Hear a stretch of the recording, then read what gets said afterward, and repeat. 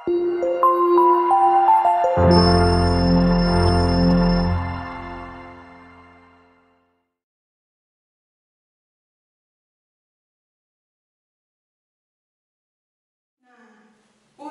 penyimpangan semu hukum Mendel kedua, ya, di sini kita ambil contoh atau sebelumnya.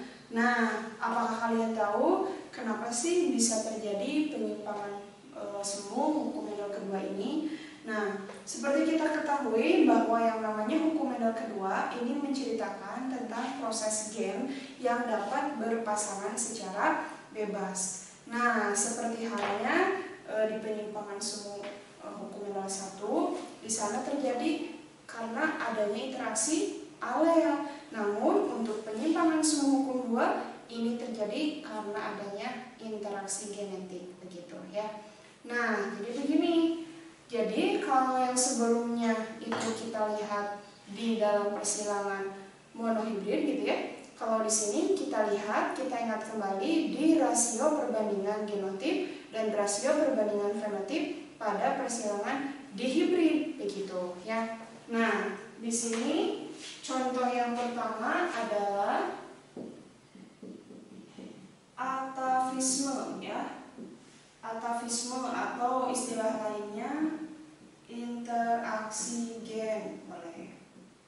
Nah, jadi kita harus tahu dulu penyimpangan semu hukum Mendel penyimpangan semu hukum Mendel kedua itu dapat terjadi karena adanya interaksi genetik, gitu ya. Nah, contoh pertama adalah atavisme atau interaksi gen ya, sering disebutnya.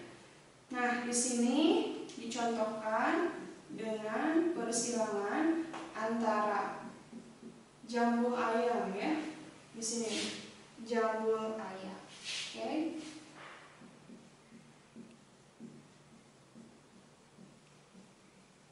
Nah, terdapat jambul ayam atau pial ayam.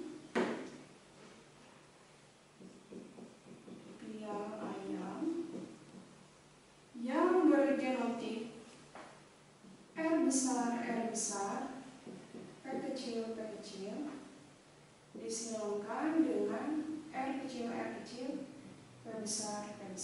Nah, apa nih? Berarti dua sifat beda? Nah, ternyata walaupun dia merupakan dua sifat yang beda, tetapi ya, di sini kan kalau untuk ini kan beda ya. Kalau untuk persilangan dihibrid kan pastinya melibatkan dua sifat beda. Ternyata di sini ada sifat yang sama-sama atau ada gen yang sama-sama mempengaruhi ke bentuk jambul si ayam, khususnya ayam jago yang sering kita lihat ya. Nah, di sini ya. Jadi di sini ada genotip R besar dengan R kecil, di mana R besar itu lebih dominan daripada R kecil dan P besar lebih dominan daripada P kecil. Nah, namun ketika si gen untuk pial ayam ini berinteraksi, ternyata akan menghasilkan suatu bentuk pial ayam yang berbeda. Maksud Kak Gina yang sama ya, maksudnya yang sama begini. Contoh ya. Nih. Misalnya R kalau Kak Gina biasanya ingatnya R di sini adalah rose. Jadi kalau R-nya dominan berarti itu bentuk jambul rose atau mawar. Jadi yang seperti ini biasanya. Misalnya ini ayam, ini mawar ya, seperti bunga mawar. Nah, gitu ya. Rose. Jadi R-nya kalau besar itu namanya rose. Jadi Kak Gina tulis ini pial rose. Tapi genotipnya R besar, P kecil gitu. Begitupun R kecil, P besar. Di sini yang dominannya P-nya yang besar. Ya, P-nya. Nah, berarti ini adalah PA ya. PA itu biji. Pi atau PA. Biasanya si jambulnya mirip dengan biji. Lihat ayam ya, jambulnya kurang lebih seperti ini. Gitu. Oke. Apa yang terjadi tadi dengan keturunannya. Nah, pastinya untuk F1-nya, jika ini parental 1, maka F1-nya adalah R besar, R kecil, R besar, dan R kecil. Nah, apakah ini sama dengan kedua induknya? Ternyata tidak, malahan memunculkan genotip yang baru. Dan ternyata di sini fenotipnya pun beda alias baru, gitu ya. Nah, sehingga di sini ini disebutnya, nah, jadi N-nya besar, P-nya besar, artinya ada suatu gen dominan yang saling berinteraksi, tetapi mempengaruhi satu sifat yang sama, yaitu pial ayam, sehingga ini akan memunculkan walnut, seperti kacang, gitu ya.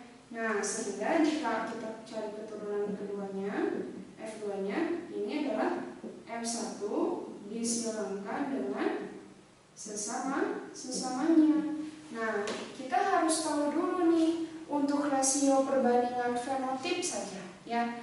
Rasio perbandingan fenotip antara, nah, gini ya, rasio perbandingan atau fenotip atau rasio fenotip atau perbandingan fenotip pada persilangan dihibrid yaitu 9:3:3:1, ya. Nah, di sini makanya pastinya Kak Gina akan tulis seperti ini. Sini saja ya. 9:3:3:1. Kemungkinannya pasti seperti itu kan, ya. Nah, di mana di sini 9 itu R besar strip, P besar strip. Coba nanti kalian lihat lagi di pembahasan di pembahasan hukum Mendel 2, ya, bareng lagi. Nah, untuk khususnya untuk rasio perbandingan atau untuk perbandingan fenotipnya, ya.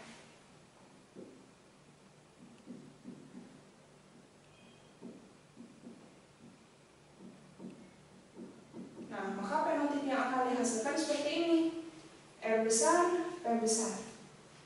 Jika dia memiliki R besar dan P yang besar atau R dominan, P dominan. Nah, di sini kenapa di strip? Jadi di sini boleh dominan, boleh resesif. Sama kayak kita di sini, yang di stripnya boleh dominan, boleh resesif. Ini bialnya walnut. Kemudian di sini R besar strip, P kecil itu rose atau mawar. Kemudian R kecil P besar strip, dia adalah P atau biji. Dan yang R kecil P kecil, ini artinya resesif semua. Ini namanya adalah bilah atau tunggal atau single. Begitu. Ya. Nah, sehingga didapatkan untuk perbandingan, untuk rasio perbandingan di atavisme ini, rasio fenotip. Nah, rasio fenotip pada atavisme ini adalah tetap 9:3:3:1. Namun setiap induk yang berbeda fenotipnya, kalau disilangkan pasti akan menghasilkan bentuk jamur yang baru, ya. Yang tidak sama seperti induknya, itu maksudnya, ya. Nah, lalu selanjutnya yang kedua. Yang kedua adalah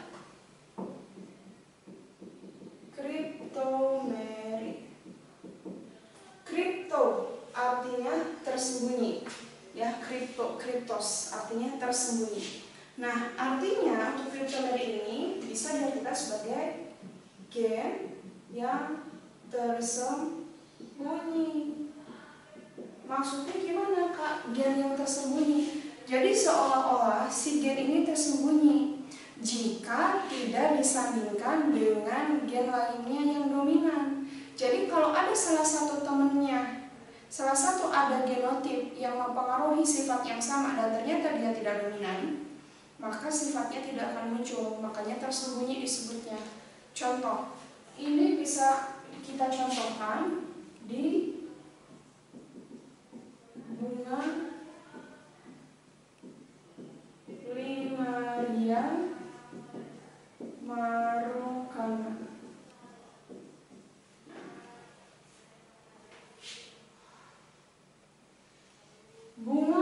Linaria marokana.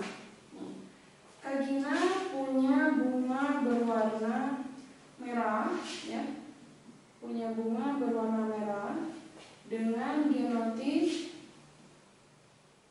A besar, B kecil, disilakan dengan bunga berwarna putih dengan genotif A kecil, B besar.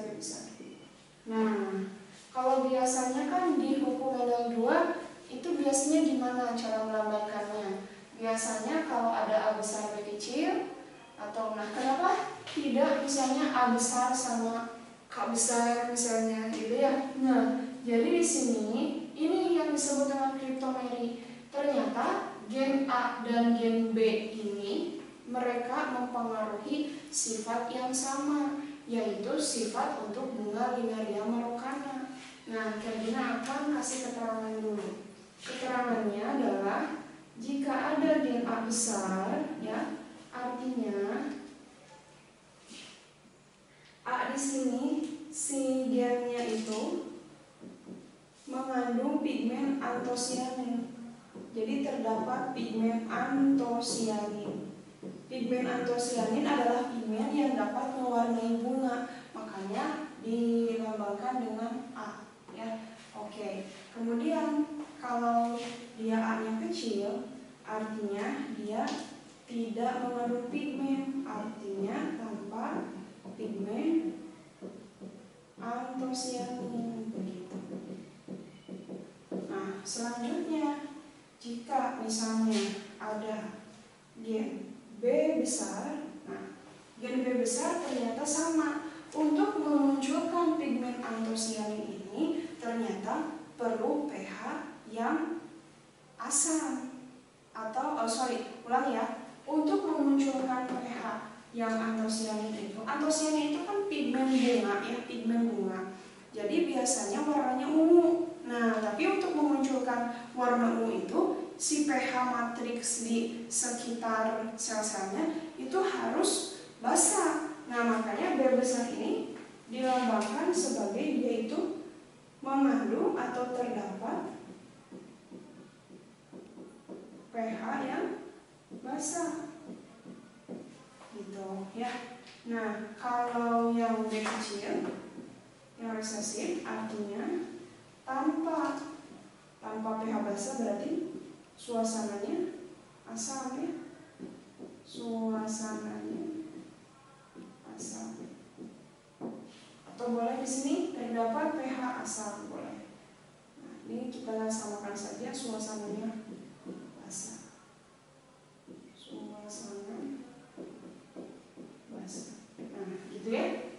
Nah, sehingga yuk kita cek ya. Kita cek dulu. Jika ada A besar berarti dia mengandung pigmen antosianin, tetapi dia tidak mengandung pigmen asam, gitu ya. Ulangi. Jika misalnya di sini ada pigmen antosianin, tapi dia tidak mengandung pigmen atau suasana matriksnya basah, asam, maksud Kak Gina, gitu ya. Dia mengandung pigmen yang asam, pigmen antosianin, tapi suasananya dalam kondisi asam. Jadi begini say, ini jika ketemu dengan ini, ya, ini akan menghasilkan warna merah. Kenapa? Karena pigmen antosianin atau pigmen ungu ini akan muncul kalau didukung dengan suasana yang basah, gitu ya. Nah, makanya di sini dia tidak didukung dengan suasana basah, malah bertemu dengan kondisi yang asam, sehingga pigmen antosianinnya itu tidak muncul. Maka di sini warnanya jadi merah, gitu ya. Karena kalau antosianin ketemu dengan suasana asam, dia akan jadi merah. Begitupun di sini ya. Nah, di sini coba kita lihat. A kecil dia tidak mengandung pigmen antosianin, mau ketemu suasana apapun ya tetap saja akan putih ya, atau tidak berwarna. Oke, jadi kalau misalnya ini, pokoknya kalau dia mengandung A kecil aja, dia pasti putih ya. Nah, sekarang misalkan ini nih, kalau dia punya antosianin, terus dia ketemu ya suasana basah. Nah, ini ya. Maka yang terjadi adalah pasti suasananya jadi sorry guys, maksud kalian ungu. Nah, dasar spidol ya. Nah, coba kita lihat di sebelah sana, kita silang.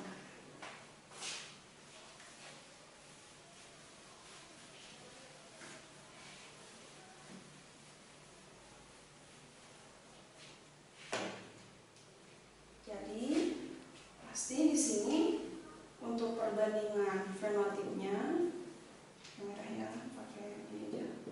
Rasio fenotipnya yaitu 9:3:1, di mana yang 9 A besar strip, B besar strip, A besar strip, B kecil, B kecil, A kecil, A kecil, B besar strip, A kecil, A kecil, B kecil, B kecil.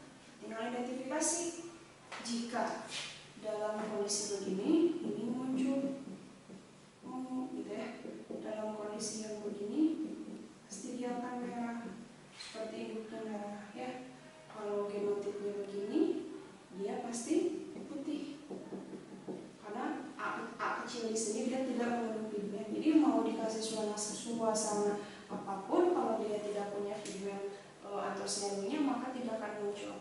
Nah, soalnya jadi di sini untuk rasio fenotip kriptomeria adalah ungu berbanding merah berbanding putih. Coba berapa ungunya? Iya, ungunya 9, merahnya? Iya, merahnya ada 3, putihnya? Iya, ada 4. Maka perbandingan kriptomeria 9:3:4. Nah, disinilah seolah-olah menyimpang, padahal tidak ya. Jadi akibat adanya interaksi genetik yang mempengaruhi ke hasil fenotipnya ya, seperti itu. Oke. Nah, sekarang kita contohkan kasus yang ketiga mengenai polimer. Poli itu adalah banyak ya, polimer, kumpulan. Polimeri ini merupakan suatu gen yang terkumpul, yang bersifat akumulatif, yang bersifat banyak kumpulan, berakumulasi, tetapi mempengaruhi bagian yang sama gitu loh. Ini bisa dicontohkan ya pada warna kulit ya. Makanya kan gini, walaupun kulit kamu misalnya kecoklatan, tapi kecoklatannya agak cerah, tapi tetap dibilang putih gitu ya. Atau misalnya kamu sawonya warna kulitnya coklat nih, tapi si coklatnya itu coklat yang matang, sawo matang, nah gitu ya, sawo matang. Nah, tetap saja dibilangnya hitam gitu ya. Itu untuk warna kulit contohnya ya. Nah, selain itu ya, warna bola mata kita kan warnanya ada yang coklat muda, ada yang coklat tua, ada yang hitam. Nah, kalaupun warna bola mata kita misalkan coklat tua, tetap dibilangnya hitam gitu ya. Nah, di sini jadi khusus untuk polimer ini jadi diartikan sebagai gen yang bersifat atau gen yang berakumulasi, itu boleh ya, gen yang berakumulasi. Oke ya, jadi gen yang bersifat akumulatif tapi mempengaruhi bagian tubuh yang sama. Contohnya warna kulit dan warna bola mata. Nah, yang kami akan contohkan adalah persilangan pada biji gandum, ada yang berwarna merah sama putih gitu ya. Jadi gini.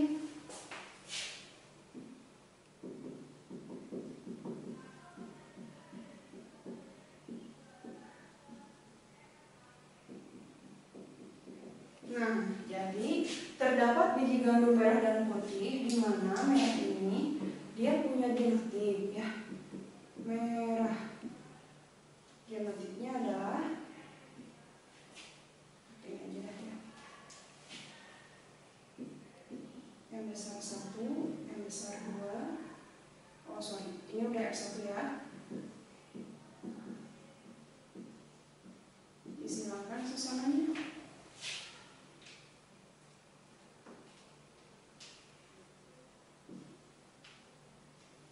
disilangkan dengan sesama. Maka pastinya untuk rasio fenotiknya, nah maksudnya disilangkan sesamanya, berarti disilangkan yang begini lagi ya.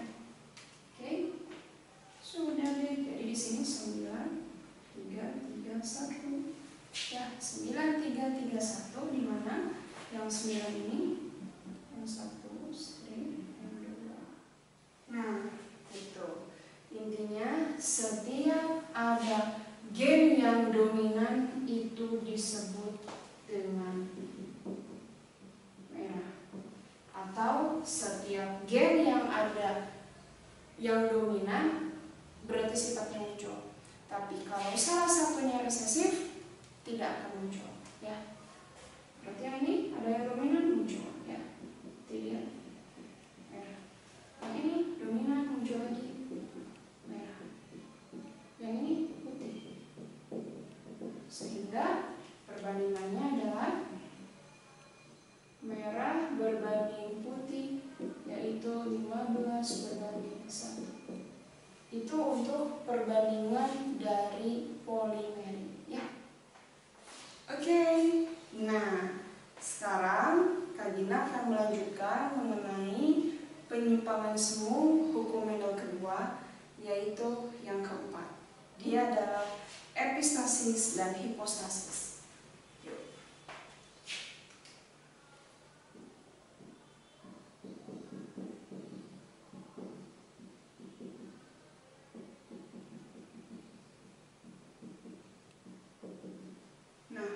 Apa sih epistasis dan hipostasis di sini?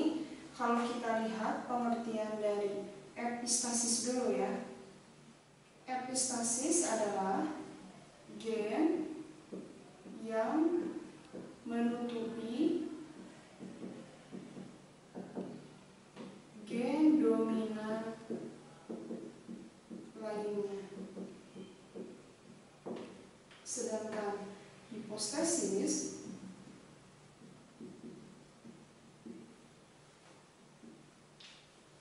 gen yang ekspresinya tertutupi. Nah, itu epistasis, hipostasis. Oke? Ya. Jadi biasanya aku boleh enak dengan bahasa singkatnya begini. Epistasis adalah gen yang menutupi. Nah, ini ya. Kata kerjanya menutupi. Atau boleh kalau untuk hipostasis gen yang ditutupi, boleh. Gen yang ditutupi. Oleh siapa ditutupi? Oleh gen yang epistasis ya. Nah, ini contohnya atau untuk epistasis hipostasis ini ada dua. Ada yang pertama nih. Ada yang disebut epistasis, hipostasis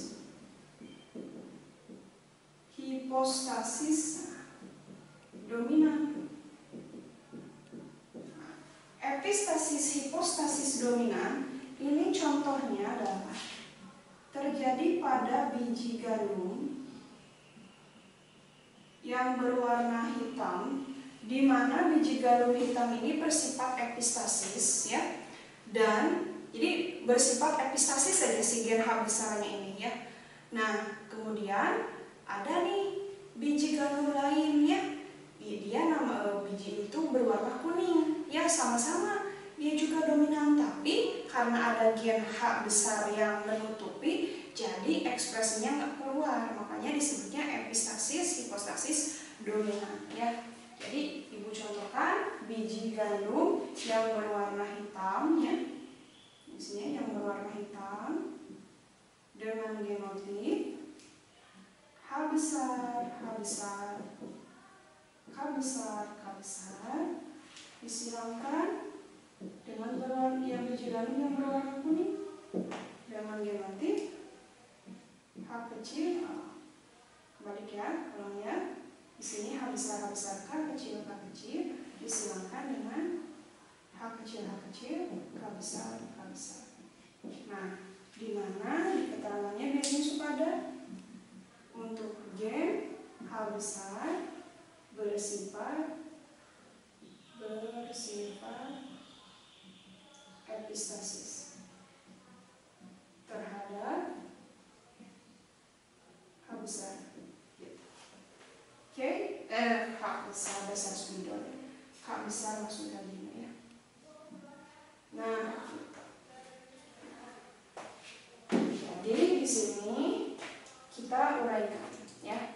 Intinya kan jika misalnya ada parental di situ hitam, H besar, K kecil, disilangkan dengan H kecil, K besar. Nah, maka pasti di sini keturunan satunya ini langsung saja H besar, K kecil, K besar, K kecil. Yuk kita silangkan sesamanya untuk mencari F2 ya. Kita silangkan sesamanya. Ya. F2 H besar, H kecil, K besar, K kecil, silangkan dengan sesamanya. Atau langsung boleh to the point di sini. H besar, H kecil, K besar, K kecil, maka pastinya akan diperoleh perbandingan dua fenotipnya yaitu 9, 3, 3, 1 dengan genotip H besar strip, K besar strip, H besar strip, K besar K kecil, K kecil, H kecil, H kecil, K besar strip, K kecil, H kecil, K kecil, K kecil. Sudah, tinggal kita identifikasi. Nah, di sini keterangannya adalah gen H bersifat epistasis. Jadi setiap ada gen H besar itu akan muncul fenotip hitam, ya. Jadi di sini fenotipnya hitam. Berarti ini apa? Betul, hitam juga. Karena H-nya bersifat epistasis atau bersifat menutupi terhadap K besar, gitu ya, atau terhadap gen lainnya, boleh ya. Nah, kemudian di sini, nah, udah deh. Apakah di sini ada H besar? Tidak ada H kecil. H besar nggak ada. Ya sudah, kalau di sini nggak ada H besar, berarti warnanya kuning. Makanya sifat si yang di sini ada K dominan ya, si gen pembawa warna kuning yang lebih dominan, dan H besarnya tidak ada, jadi munculnya kuning. Di sini tidak ada yang dominan. Nah, ini putih. Udah, jadi kesimpulannya rasio perbandingan untuk epistasis hipostasis dominan adalah epistasis hipostasis dominan perbandingannya adalah kita lihat berapa? 12 ini 12, kemudian kuning 3, yang ini 1. Jadi perbandingannya adalah 12 banding 3 banding 1, hitam banding kuning banding putih. Ini terjadi jika keturunan F2 disilangkan, jadi keturunan F1 disilangkan dengan sesamanya ketika mencari keturunan kedua, gitu ya.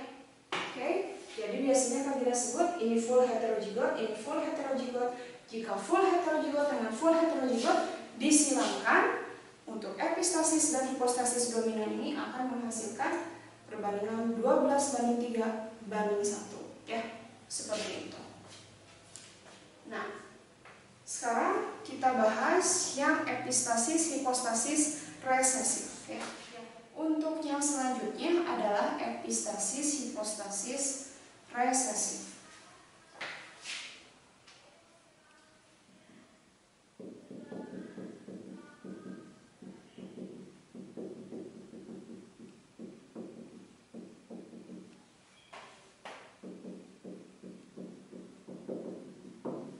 Nah, ini contohnya pada tikus yang albino ya. Jadi begini, ada tikus berwarna hitam disilangkan dengan tikus yang albino ya.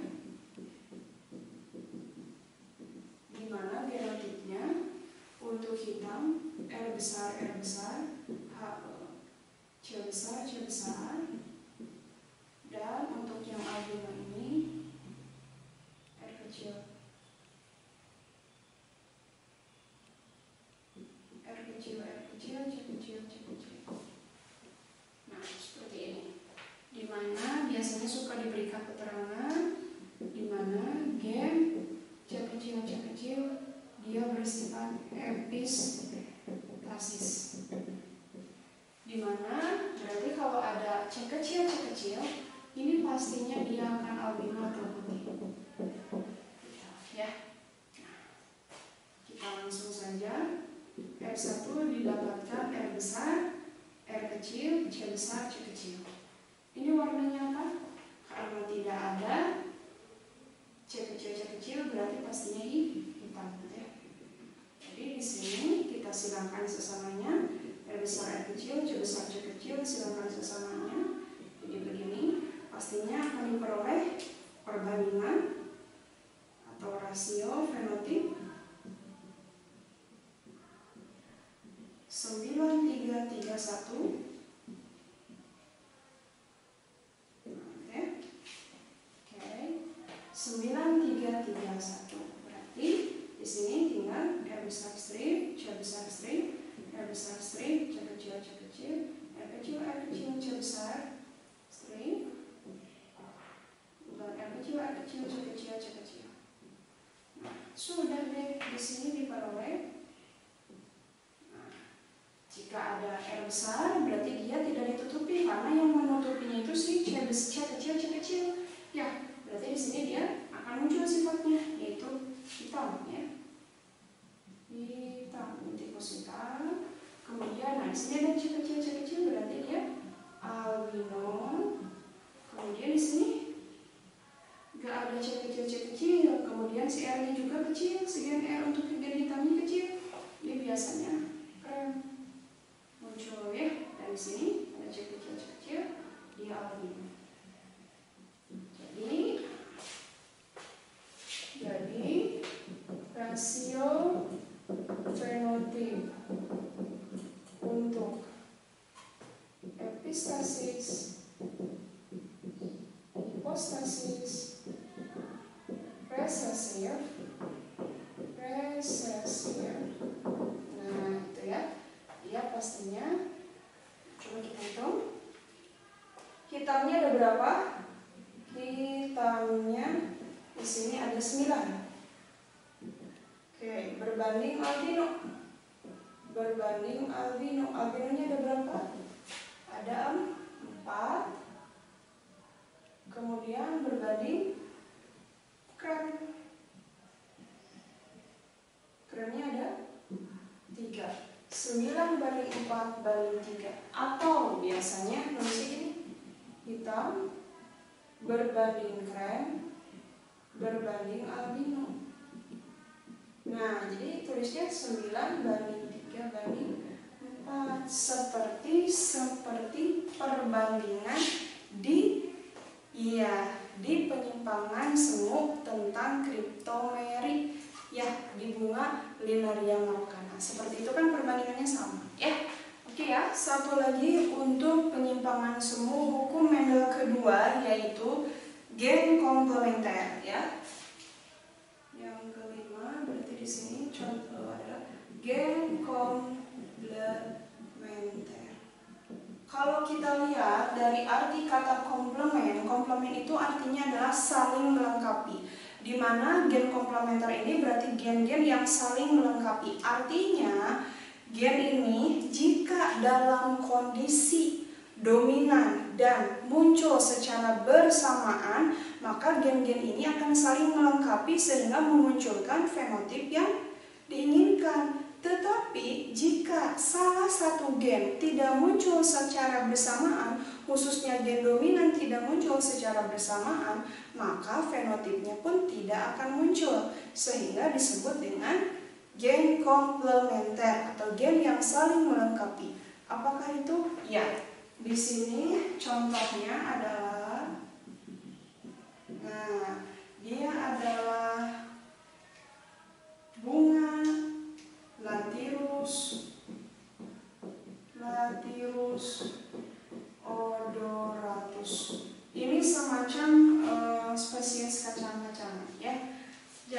terdapat bunga Lathyrus odoratus berwarna putih, ya. Jadi ada bunga yang berwarna putih disilangkan dengan bunga yang berwarna putih, di mana genotip untuk putih yaitu C besar, P kecil, dan C kecil, P besar. Kenapa harus dilambangkan dengan C dan P? Ini ada artinya, nih ya. Keterangannya, Kadina kasih keterangannya dulu. Keterangannya, untuk gen C besar berarti dia mengandung pigmen atau ada pigmen color. C itu color.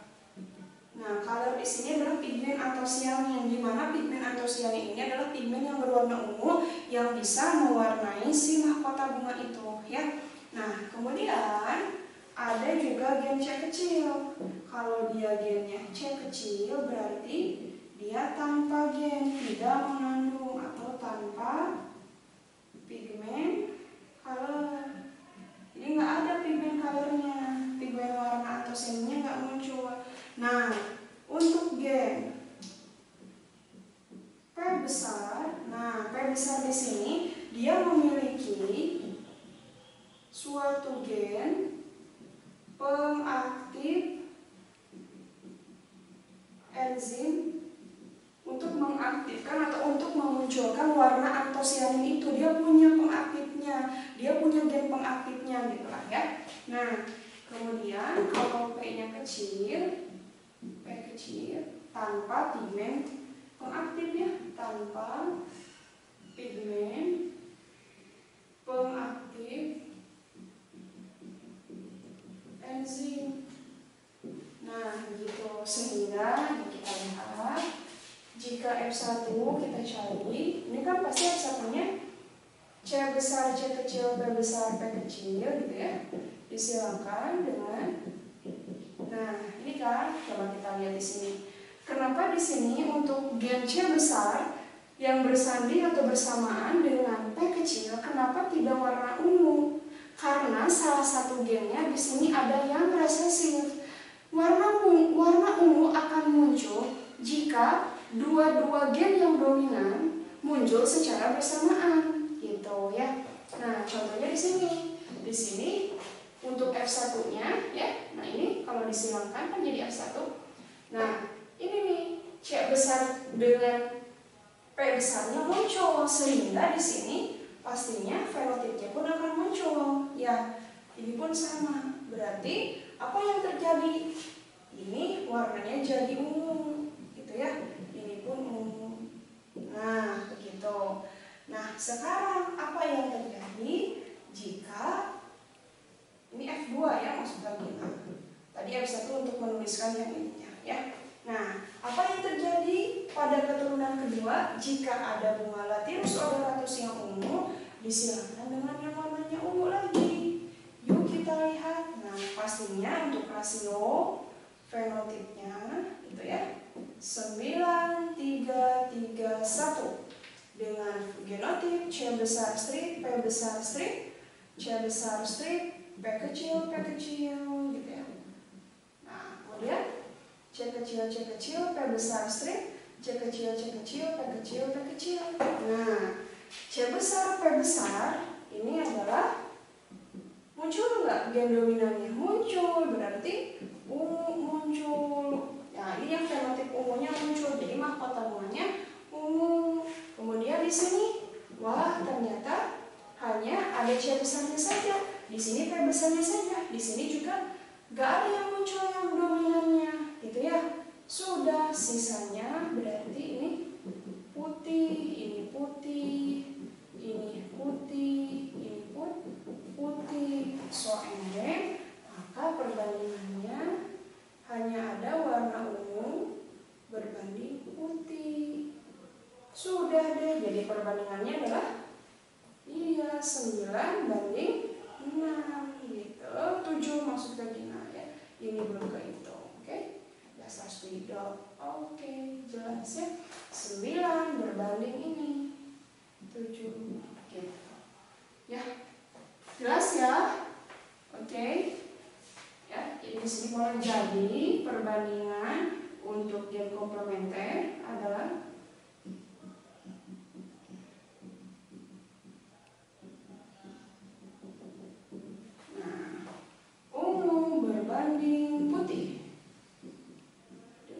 rasio 9 banding 7.